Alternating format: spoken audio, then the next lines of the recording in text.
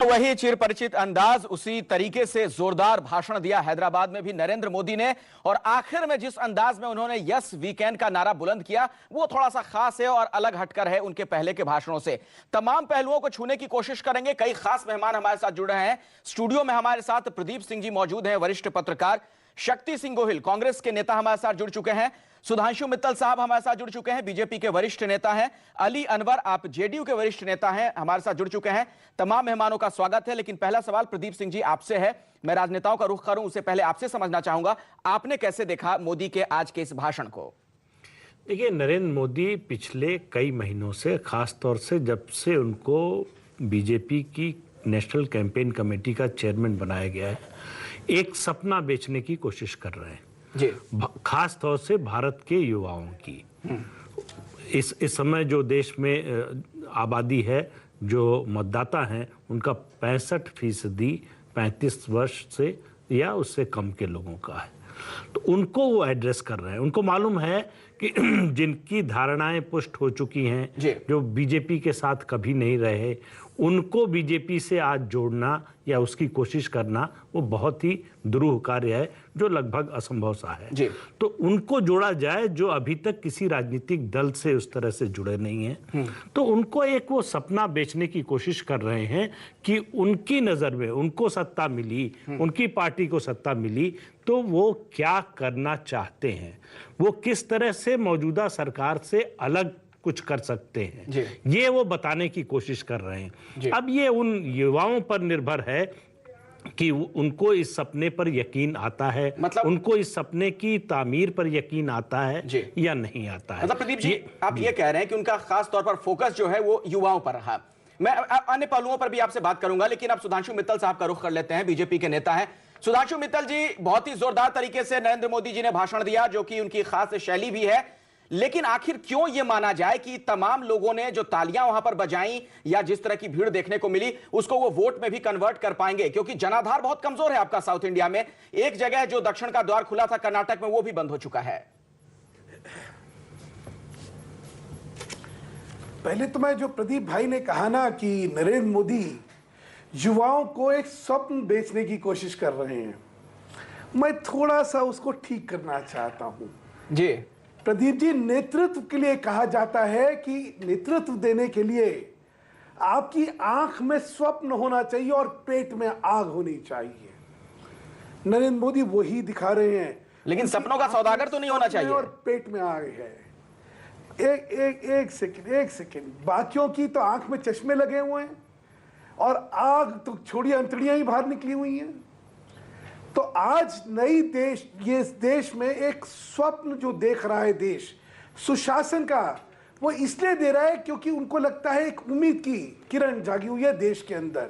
अच्छा। कि कांग्रेस और उनके दुशासन से अब भाजपा उनको जो है निजात दिलाएगी और देश में एक बार सुशासन आएगा जहां पे कि सारी समस्याओं जो हैं उसका कई समाधान निकलेगा।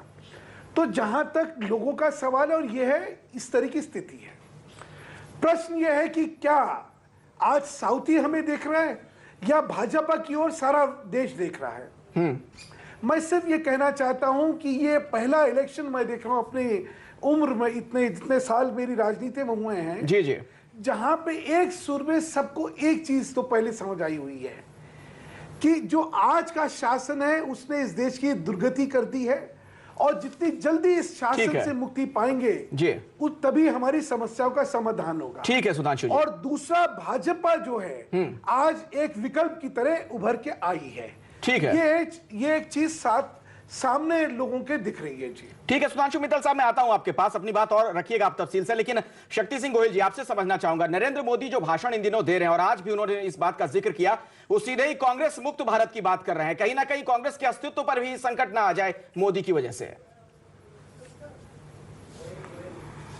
देखिए, पहली बात तो यह है कि जब भी कोई राजनेता माइक्रोफोन पे बोलता है तो एक जिम्मेवारी से बात करनी चाहिए और झूठ नहीं बोलना चाहिए। गुजरात के मुख्यमंत्री, क्या आप अगर पास्ट भी देख लो, वो इतना झूठ बोलते हैं और इतने विश्वास के साथ, इतने ऊंचे आवाज में, इस ऐसे अंदाज में बोलते हैं कि वो बार बार बोला हुआ झूठ कभी सच, जैसे आज क्या क्या झूठ बोला, बदल नहीं सकती है। मैं अखिलेश जी आपको याद दिलाऊंगा, मुझे 1 मिनट दीजिए, मैं आपको याद दिलाता हूं एक नहीं, शक्ति जी, गुजरात अगर में स्पेसिफिक बहुत सारे बात करें, एग्जांपल दे सकते हैं। आज क्या क्या मोदी ने झूठ बोला आपके मुताबिक? बिल्कुल, मैं आपको वही गिनाता हूं। उन्होंने कहा कि युवा साथियों को रोजगार देना है, उनको पूरे पैसे मिलने चाहिए जी। अब गुजरात में फिक्स सैलरी दे रहे हैं और हाईकोर्ट की डिवीजन बेंच ने कहा कि एक्सप्लॉयटेशन ऑफ यूथ है, या 2500 रुपये में युवाओं को इस तरह से नहीं एक्सप्लॉइट कर सकते हो। इसके खिलाफ नरेंद्र मोदी की सरकार सुप्रीम कोर्ट में जाके स्टे लाके बैठी है, मैटर चलने नहीं देते हैं। और गुजरात में मिनिमम वेजेस भी जो मिलना चाहिए वो एक एजुकेटेड यूथ को नहीं मिलता है। उन्होंने कहा कि मैं एजुकेशन के मामले में हमारा युवा धन बाहर जा रहा है, विदेश में लक्ष्मी भी जा रही है, सरस्वती भी जा रही है। क्या हालत है गुजरात में? ठीक है। मैं आपको चैलेंज के साथ कहता हूं अखिलेश जी कि इस मुख्यमंत्री के आने के बाद गवर्नमेंट से जो कॉलेजेस बननी चाहिए, उन्होंने वहां पे बिल्कुल बिजनेस टाइप ऑफ एजुकेशन कर दिया है। ठीक है, ठीक है। गुजरात में महाराष्ट्र से, राजस्थान से, बाहर से पढ़ाई करने के लिए लोग आते थे, ठीक है, क्योंकि सरकारी समझ गया मैं। शक्ति जी, आप जो बात कहना चाह रहे हैं मैं समझ चुका हूं। सुधांशु जी, छोटा सा जवाब दीजिएगा, क्योंकि अली अनवर साहब भी हमारे साथ बने हुए, उनके पास में जाऊंगा, लेकिन सुधांशु जी पहले छोटा जवाब दे दीजिए इस पर। देखिए, गुजरात में उन्होंने इतनी अव्यवस्था बना दी है, जैसा कि मेरे भाई कह रहे हैं, तो जो गुजरात की जनता का देखिए कितना भ्रमित हो जाती है कि 3-3 बार फिर इन्हीं को चुनती है। अरे, गुजरात की जनता का सम्मान करना सीखिए। अगर उन्होंने अपना मत किसी मुख्यमंत्री को उनके विकास के लिए दिया है तो उसको इस तरह ना नकारिए। ये बड़बोलापन जो है आपका, और यही जो आपकी कार्यशैली है, इसी से आज देश जो है रुष्ट। मैं आऊंगा आपके पास शक्ति जी। आज हाँ, चलिए सुधांशु जी, मैं आऊंगा आपके पास। अली अनवर साहब भी बहुत देर से हमारे साथ बैठे हुए हैं। अली अनवर जी, आज एक खास बात का जिक्र किया नरेंद्र मोदी ने अपने भाषण में, इंक्लूसिव ग्रोथ की बात उन्होंने की कि क्यों आखिर इन दिनों इसकी बहुत चर्चा हो रही है। मुख्यमंत्री बिहार के नीतीश कुमार, वो लगातार अपने भाषणों में इस शब्द का इस्तेमाल करते हैं। बड़ा सवाल यह है, अगर वो ये कहते हैं कि हमें अब इन शब्दों की जरूरत क्यों पड़ी है इंक्लूसिव ग्रोथ की, इसका क्या आप जवाब देना चाहेंगे? देखिए अखिलेश आनंद जी, एक तो ये पहली दफ़ा ऐसा हो रहा है, इलेक्ट्रॉनिक मीडिया की जो ज़िंदगी है, जितने दिन की हम लोगों के सामने ये इलेक्ट्रॉनिक मीडिया आई है जी, इतना बड़ा पब्लिसिटी का जो जाल बिछा है, और इतनी पब्लिसिटी, पूरा लाइव टेलीकास्ट आज तक इतना किसी को नहीं हुआ था। जो आप लोग, ये सब जो है ये कारपोरेट की माया है। मैं आपसे पूछता हूं, अली अनवर साहब, नीतीश कुमार भी जब दिल्ली आए थे, जब उन्होंने रामलीला मैदान से भाषण दिया था, उस वक्त भी मीडिया ने लाइव टेलीकास्ट किया था। नहीं नहीं नहीं, इतना नहीं हुआ था, इतना नहीं। मैं देख रहा हूँ, वॉच कर रहा हूँ, लायक तो होना चाहिए, इतना नहीं हुआ था किसी का। छोड़ दीजिए नीतीश कुमार जी, देश में किसी का नहीं, देश में किसी का नहीं। और ये मैं कहता हूं, ये कारपोरेट की माया है, और ये बात खुलेगी, एक एक पैसा कितना खर्चा हो रहा है। दूसरी बात जो सुनिए, अब मैं आता हूं मुद्दे पर। बोलिए। ये इनके पूरे भाषण में ये तो सिर्फ समस्या गिना रहे हैं, कोई उस समस्या का निदान क्या है, वैकल्पिक नीतियां क्या हैं इनके पास, इनका कोई तो इनके पास जिक्र है नहीं। समस्या गिना रहे हैं, सबको आता है, एक एक से बढ़िया अंदाज में समस्या का बिल्कुल बयान करने वाले लोग हैं। ये सही पॉइंट बिल्कुल आप उठा रहे हैं यहाँ पर अली अनवर साहब। मैं सुधांशु मित्तल साहब इस पर जवाब दूंगा। नहीं, बहुत ही महत्वपूर्ण ये बिंदु है आपका दरअसल, कि अब नरेंद्र मोदी अगर प्रधानमंत्री पद के उम्मीदवार के तौर पर नजर आ रहे हैं और उसी अंदाज में हर जगह भाषण दे रहे हैं, तो अब उन्हें सिर्फ समस्याओं की बात नहीं करनी पड़ेगी, बल्कि उसका निदान भी सुझाना पड़ेगा। इस पर भी हम बातचीत करेंगे, आगे चलेंगे। एक छोटे से ब्रेक के बाद देखते रहिए सबसे बड़ा सवाल। था, वो कॉर्पोरेट वर्ल्ड के सरगना हैं। और सबसे पहले अगर नीतीश कुमार ने एक राज्यसभा दी थी, किसी राजनीतिक व्यक्ति को नहीं दी, किसी कार्यकर्ता को नहीं दी, किसी लीडर को नहीं दी, वो दी थी किंग महिंद्रा को। तो कम से कम आप तो कॉर्पोरेट वर्ल्ड की बात ना करा करिए। अब आगे चलते हैं। आप कह रहे समस्या गिना रहे समाधान। अरे, गुजरात का शासन समाधान दिखाता है, उसका विकास समाधान का शासन। अखिलेश जी, मैं शासन बताऊंगा। हाँ, हर ये समस्या एक से हम गुजरात नहीं है मित्तल साहब, पूरा देश गुजरात भाई नहीं बोल- है। अरे बोल तो लेने दीजिए गुजरात बोलिए, पहले बोलिए। से धनी है। हुजूर, बोल तो लेने दीजिए, उसके बाद जो आपको कहना बोलिए, बोलिएगा ना। बोलिए। दिक्कत यह है कि बोलिए आप जनाब, लोगों में बोलिए। इतनी भी पेशेंस नहीं है कि आप दूसरी बोलिए। बात को सुने। अब आगे चलिए। तो जहां तक समस्या और समाधान का है, एक होता बातें, एक होता है मैंने करके दिखाया, और जो वो करके दिखाया, भाजपा जब शासन में आएगी वो सारी चीज करके दिखाएगी। एक सुशासन देगी, एक भ्रष्टाचार मुक्त सरकार देगी, एक सरकार देगी जो विकास की बात करती है। वो इनके अली अनवर साहब की तरह ये धन की राजनीति नहीं करेगी, वो विकास की राजनीति करेगी, लेकिन वो देश की सुधांशु जी, राजनीति करेगी। सुधांशु आज जी, देश जब के सामने जब आप जो बार बार समस्याएं हैं- सुशासन की बात करते हैं अखिलेश जी, तो मैं जरा जवाब गुजरात देना में जो चाहूंगा कुछ इसका। हुआ उसको लेकर तमाम तरह के अखिलेश सवाल जी। खड़े होते हैं सुशासन पर, कि सुशासन की क्या वही परिभाषा होगी जो आप क्या लोग गढ़ेंगे? सवालात हैं? ये तो बताइए ना। मुझे लगता है इस पर शक्ति जी जवाब देना चाह रहे हैं। मैं आपके पास आऊंगा शक्ति जी, लेकिन मजबूरी है। सुधांशु जी, एक ब्रेक लेना पड़ेगा, फौरन लौटते हैं, यहीं से इस चर्चा को आगे बढ़ाएंगे। देखते रहिए सबसे बड़ा सवाल। ठीक है। हैदराबाद में अपनी रैली के दौरान गुजरात के सीएम नरेंद्र मोदी कांग्रेस पर जमकर बरसे। भ्रष्टाचार, काले धन, विकास के साथ साथ कांग्रेस को चीन और पाकिस्तान के साथ संबंधों पर भी निशाना साधा गया। मोदी ने कहा कि सीमा पर चीन जिस तरह की हिमाकत कर रहा है और विदेश मंत्री चीन दौरे पर जाकर जिस तरह से वहां के शहरों की तारीफ करते हैं, यह डूब मरने वाली स्थिति है। बड़ी बयानबाजी करके भारत के विदेश मंत्री चाइना गए और चाइना में जाकर के चाइना के साथ उनकी इन जो हरकतों के खिलाफ आवाज उठानी चाहिए थी, लाल आंख कर करके चाइना को समझाना चाहिए था। उसके बजाय हिंदुस्तान के विदेश मंत्री ने चाइना में जाके बयान दिया कि बीजिंग इतना बढ़िया शहर है, मुझे यहां रहने का मन कर जाता है।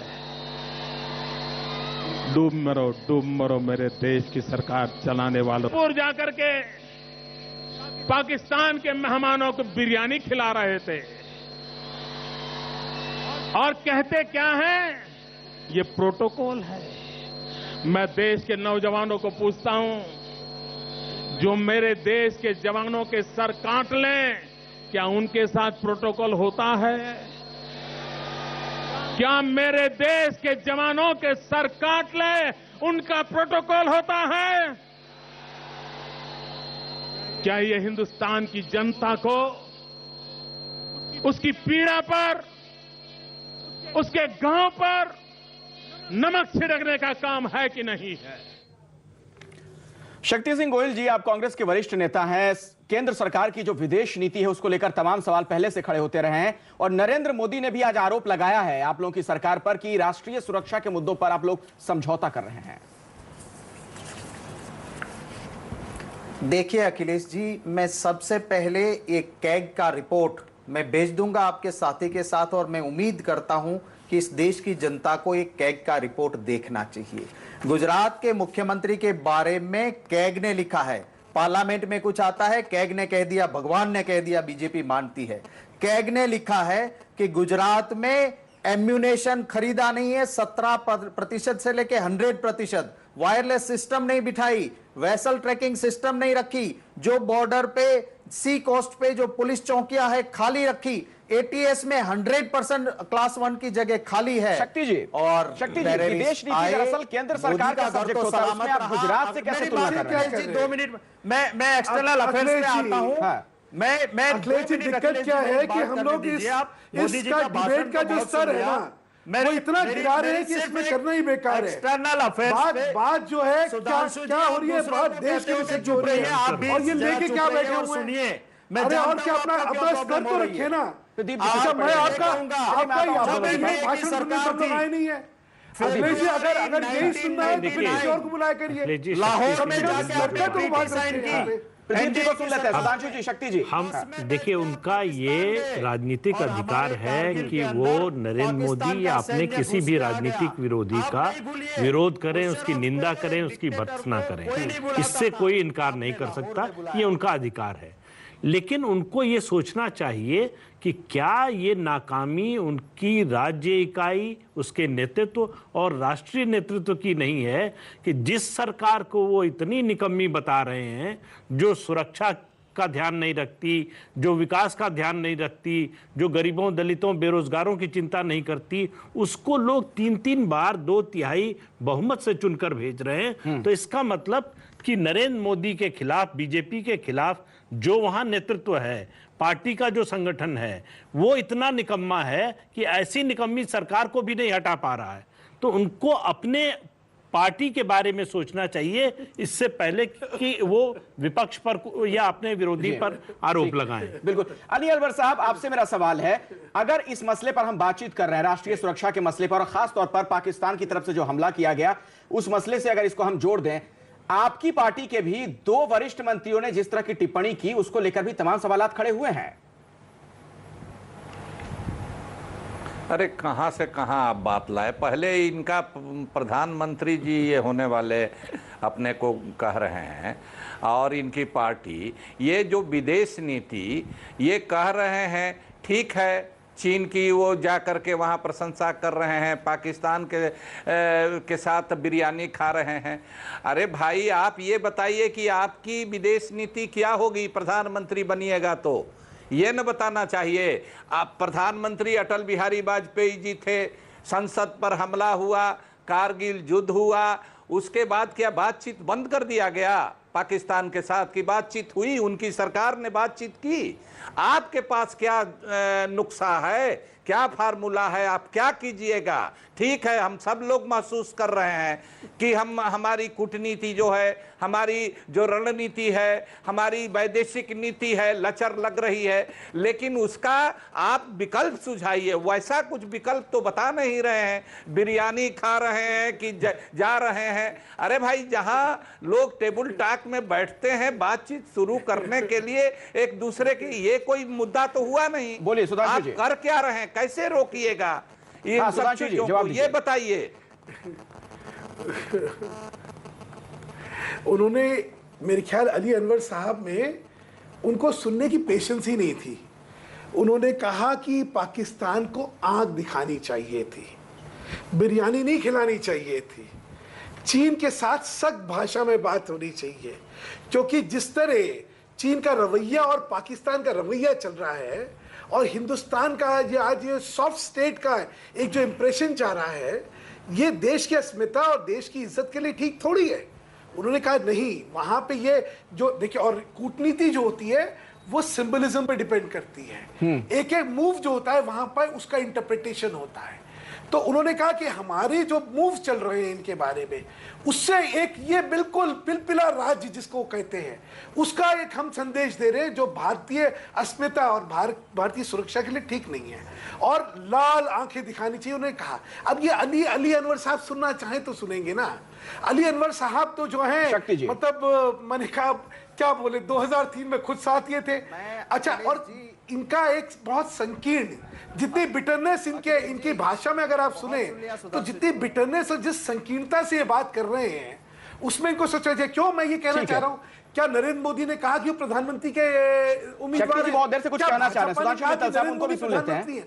आप कह रहे हैं, आप वो कह रहे हैं अखिलेश जी, हाँ बोलिए। अखिलेश जी, मेरा सिर्फ सीधा सी बात आपके सामने ये है कि एक्सटर्नल अफेयर्स पॉलिसी के ऊपर बोलने से पहले मैं याद दिलाना चाहता हूं, अप्रैल 2001 में एनडीए की, बीजेपी की अगुवाई वाली गवर्नमेंट थी, बीएसएफ के 12 जवानों को बांग्लादेश की बॉर्डर पे मारा गया। मुशर्रफ एक डिक्टेटर था, दुनिया का कोई देश उसको नहीं बुलाता था, आपने उसको आगरा में बुलाया, सुषमा जी ने झुक के सलामी भरी। अब अलग हटकर बातचीत कर लेते हैं।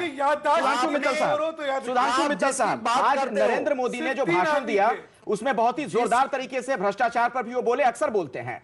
मेरा सवाल आपसे यह है, बंगारू लक्ष्मण आज मंच पर कैसे नजर आए हैदराबाद में? ने उनके भ्रष्टाचार में क्या कहा है?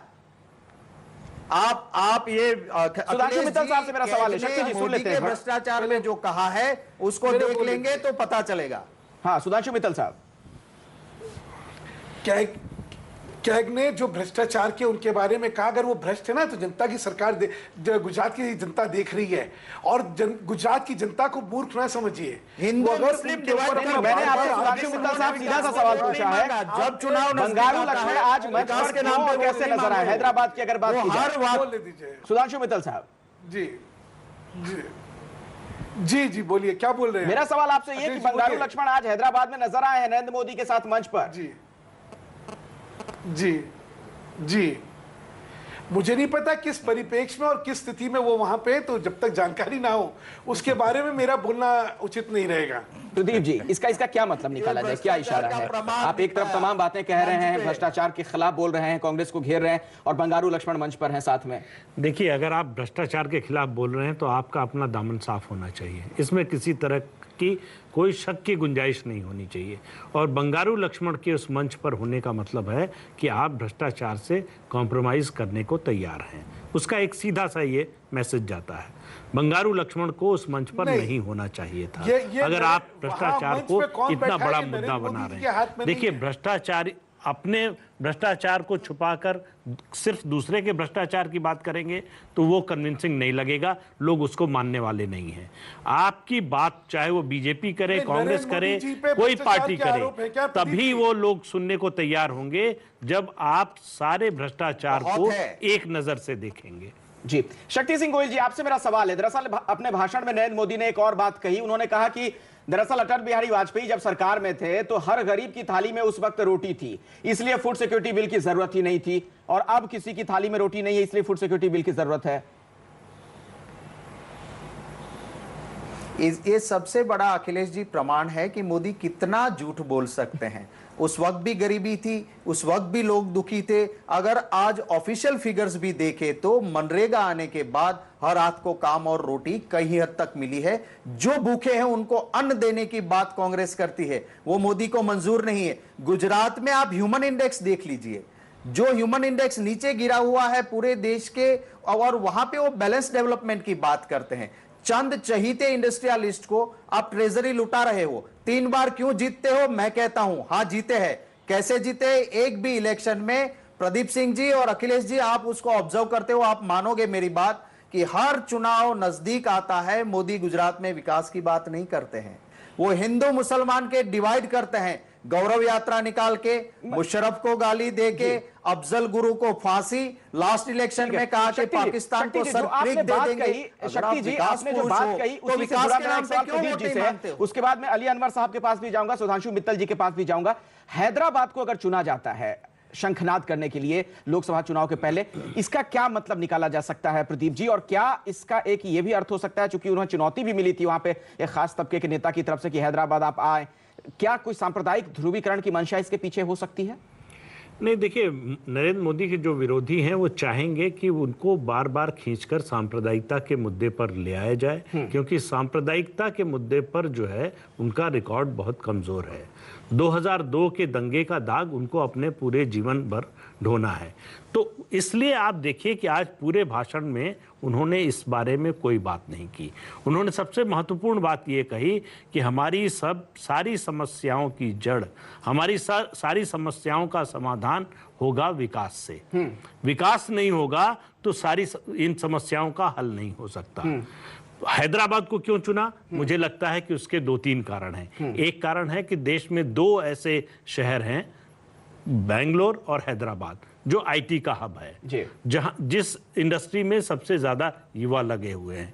वो युवाओं को जो है अट्रैक्ट करना चाहते हैं बीजेपी की ओर, उनको एक मैसेज देना चाहते हैं कि आपके सपने का जो भारत है उसकी ओर हम ले जा सकते हैं। अब वो युवा यकीन करेंगे, वोट में बदलेगा नहीं बदलेगा, ये बाद की बात है। तीसरा कारण ये है कि आंध्र प्रदेश में भारतीय जनता पार्टी का कोई जनाधार नहीं है, और हैदराबाद जैसे शहर में अगर 80,000 से 1 लाख के बीच की सभा होती है नरेंद्र मोदी की, तो उसका मैसेज देश के बाकी राज्यों में जाता है। मतलब इसके और कार्यकर्ता जिस तरह से बोलता है, आप इंतजार करते रहिए कुछ दिन, आपको सुनाई देगा यूपी और बिहार से कि ये 80,000 1 लाख 5 लाख में बदल गया है। ठीक है, कार्यकर्ता बोलेगा कि वहां 5 लाख की भीड़ थी। तो उसका एक साइकोलॉजिकल एडवांटेज होगा। मुझे नहीं याद है कि बीजेपी के किसी नेता की इतनी बड़ी सभा हैदराबाद में कभी हुई। ठीक है, अपने दर्शकों को यह भी बता दें कि तेलंगाना के मुद्दे पर भी मोदी ने कांग्रेस की नीयत पर सवाल उठाया। मोदी ने कहा कि कांग्रेस 2 भाइयों को लड़ा रही है। ये कांग्रेस के वो कौन से कारनामे हैं कि उसने भाई भाई के बीच दरार पैदा कर दी है। एक भाई दूसरे भाई को मारने जाए, ये हालत पैदा करने का पाप कांग्रेस पार्टी ने किया है। छोटे राज्यों की रचना अटल बिहारी वाजपेयी ने भी की थी। छत्तीसगढ़ बना तो मध्य प्रदेश भी मिठाई बांट रहा था, छत्तीसगढ़ भी मिठाई बांट रहा था। उत्तराखंड बना, उत्तर प्रदेश भी मिठाई बांट रहा था, उत्तराखंड भी मिठाई बांट रहा था। झारखंड बना, बिहार भी मिठाई बांट रहा था, झारखंड भी बिहार मिठाई बांट रहा था। मोदी ने जो ये बातें कही, इसका क्या मतलब है? और जब भाषण के आखिर में वो जय तेलंगाना और जय आंध्रा कहते हैं तो इसका क्या मतलब निकाला जाए, इस पर भी हम बात करेंगे एक छोटे से ब्रेक के बाद। आप देखते रहिए सबसे बड़ा सवाल।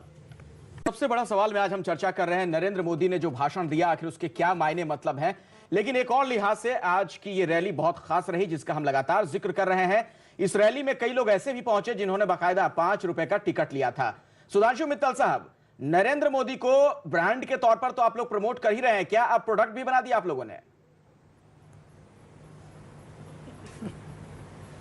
अखिलेश जी, जो राजनीति से जिनकी जो राजनीतिक व्यवस्था के बारे में जानकारी, वो सब जानते हैं जी कि आज के दिन कितना मुश्किल होता है जब कोई रैली करी जाती है या कोई भाषण किसी का करवाया जाता है, तो लोगों को इकट्ठा करना कितना मुश्किल होता है। सब लोग उनके लिए गाड़ियां भेजते हैं, सब लोग उनको हर तरह का प्रलोभन देके कोशिश करते हैं कि भाई हमारे यहाँ रैली में आ जाएं। जी, ये एक ऐसी व्यवस्था है जहां पे कि एक नेता को सुनने के लिए जनता आतुर होती है जी, और संगठन कहता है कि ये पैसा हमें उत्तराखंड के लोगों को देना है। तो अगर आपको इस नेतृत्व को सुनना है तो आप आके इसमें 5 रुपए का दान दीजिए, ताकि जहां पे त्रासदी हुई है वहां पे लोगों की मदद हो सके। ठीक है सुधांशु जी। अब उसको इस हाँ। संकीर्ण दृष्टिकोण से और इतने हल्के दृष्टिकोण में देखना कि ये कोई ब्रांड है या ये कोई पैसे का खेल है, ये शायद मतलब अच्छा, अली अनवर जी की जनता जी। की मानसिकता पे कुठार रखा है। अली अनवर जी, पटना में भी गांधी मैदान में तमाम रैलियां होती हैं और किस तरह से लोग वहां पर आते रहे हैं रैलियों में, किस तरह से उनके लिए तमाम इंतजाम किए जाते हैं, कई तरह के प्रलोभन दिए जाते हैं, आपको भी पता है। इस मायने में तो आप नरेंद्र मोदी की तारीफ करेंगे ना कि इनकी रैली में 5 रुपए देकर भी लोग आने को आतुर थे, बहुत ज्यादा भीड़ थी वहां पर। देखिए, पहली बात मैं कहना चाहता हूं, आपने जो कहा कि ये प्रोडक्ट है, ये प्रोडक्ट भी नहीं है, ये बाय प्रोडक्ट है। और ये जिस देश का जो पूंजीवादी सिस्टम है वो संकट में है, और उस संकट से उबरने के लिए जो इस देश के सरमाएदार हैं, पूंजीपति हैं, वो इस तरह का रास्ता अपना रहे हैं। अंबानी है, अडानी है, ये सब लोग इनको खड़ा कर रहे हैं। दूसरी बात जो कह रहे हैं, इनका सारा चीज जो है इनका, अरे आप सुनिए तो, दूसरे की बात भी सुनिए जनाब। हम लोग पड़ोसी भी हैं, एक जगह बतिया लेंगे, हम लोग लेकिन यहाँ चैनल पर हैं तो एक दूसरे की बात सुन। एक और मेहमान हमारे साथ हैं, अली अनवर साहब। मित्तल साहब, ये प्रायोजित है, सब कुछ प्रायोजित है, ये कहीं भी स्पॉन्टेनियस नहीं है। ठीक है, समझ गया आप जो कह रहे हैं अली अनवर साहब, मैं समझ गया। शक्ति सिंह गोहिल हमारे साथ हैं, कांग्रेस के नेता। शक्ति सिंह जी, क्या आपको नहीं लगता कि जिस तरीके से मोदी गुजरात में एजेंडा सेट करते आ रहे थे, कुछ वही दिखने को मिल रहा है राष्ट्रीय राजनीति में भी? मुद्दे गौण होते जा रहे हैं और तमाम चर्चाएं हो रही हैं मोदी के इर्द गिर्द।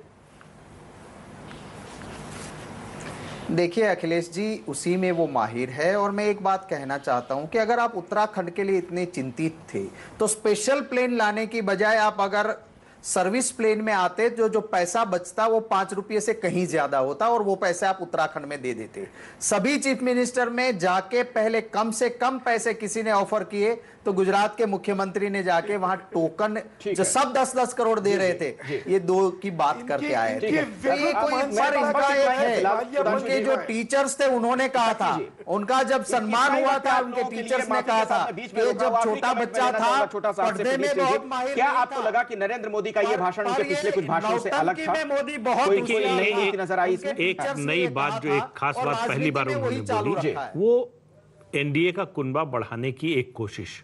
उन्होंने एनटीआर के नाम पर जो अपील की, गैर कांग्रेसवाद की राजनीति के बारे में जो अपील की, एक तरह से टीडीपी के लिए संदेश था, तेलुगु देशम के लिए कि फिर से एनडीए के फोल्ड में लौट आइए। दरअसल आपका डीएनए जो है वो एंटी कांग्रेस की राजनीति ही है, तो आपको फिर से लौट आना चाहिए। तो नरेंद्र मोदी की ओर से ये पहली कोशिश थी कि अभी जो एनडीए के दो साथी हैं उनके अलावा किसी, मतलब उनके नाम पे जो एनडीए का कुनबा बिखर रहा है उसको कैसे और बढ़ाएं या समेट के रख सकें। आप तमाम मेहमानों का इस चर्चा में शिरकत करने के लिए बहुत बहुत शुक्रिया। और ये तो वक्त ही बताएगा कि जो तमाम भीड़ मोदी की रैलियों में देखने को मिल रही है, क्या उसे वो वोट में तब्दील कर पाएंगे। आज सबसे बड़ा सवाल में फिलहाल इतना ही। खबरों का दौर न्यूज़ 24 पर लगातार जारी है।